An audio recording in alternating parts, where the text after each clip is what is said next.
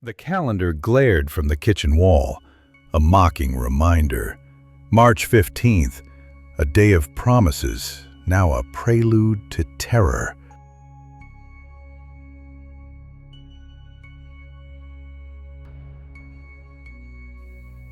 You're not my wife. The words hung in the air, sharp and cold, severing the last thread of hope. Michael's declaration echoed through the house, a prelude to the nightmare about to unfold. His phone shattered against the wall, a violent outburst masking a deeper, more calculated malice. The shattered remains glittered like fallen stars, mocking the fragile beauty of what was. "You don't even sound like her," he spat, his eyes burning with a deranged conviction. The accusation hung heavy, a chilling harbinger of the torment to come. Once laughter filled these rooms, now only prayers twisted into weapons remained.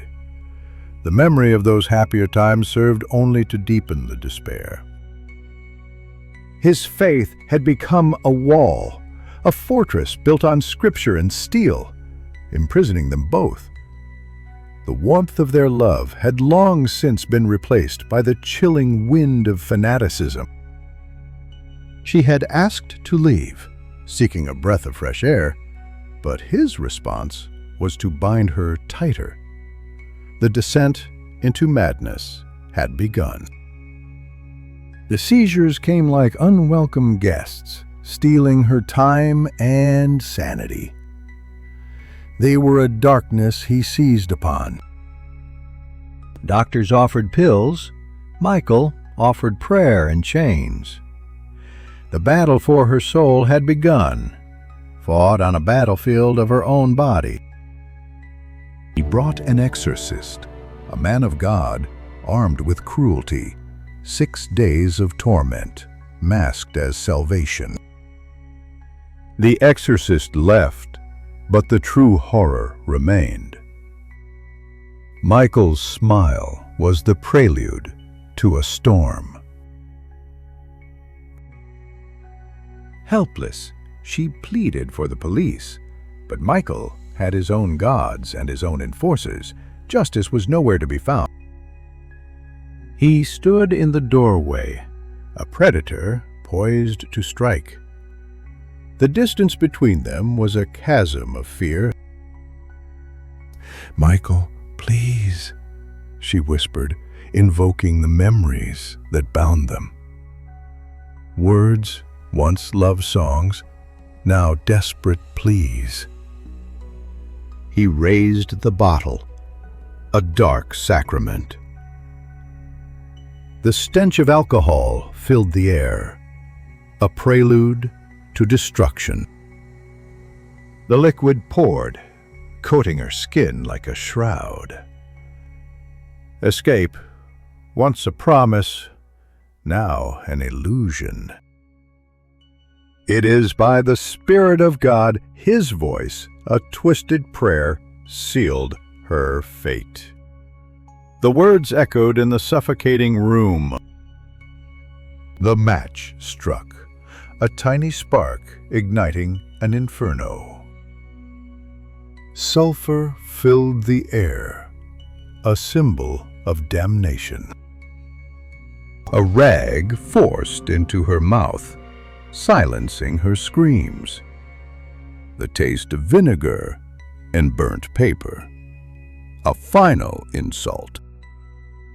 A flicker of recognition, a ghost of the man she loved.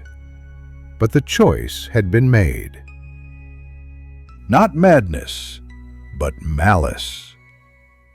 Her seizures, an alibi, woven from love and righteousness.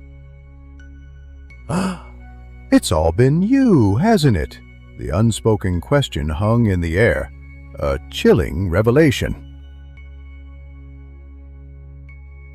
A nod, calm and precise, as a death knell.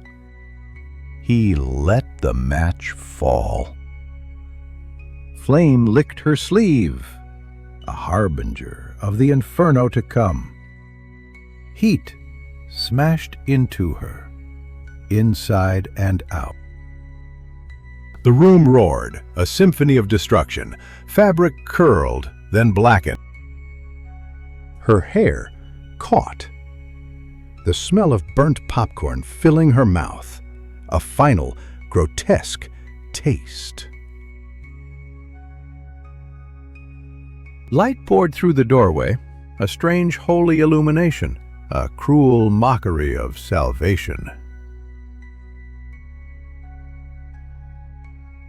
She thought of maples and silk, of coffee and laundry, ordinary miracles now lost forever. She did not scream. Her throat was full of memory, accusation, and the sharp clarity of unraveling truth. She died an ordinary death, by mistake, by devotion, by a love that could not see. Ashes settled, covering everything in a fine gray dust. The house stood silent, a tomb of broken promises. A calendar on the wall circled in faded ink. March 15th, a day of remembrance, a day of horror. The wind whispered through the broken windows, carrying the scent of ash and despair, a lament for a life lost.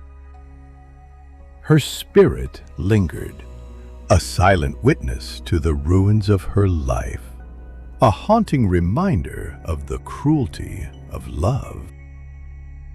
And somewhere, Michael continued to pray, convinced he had saved her soul. The true horror was his unwavering belief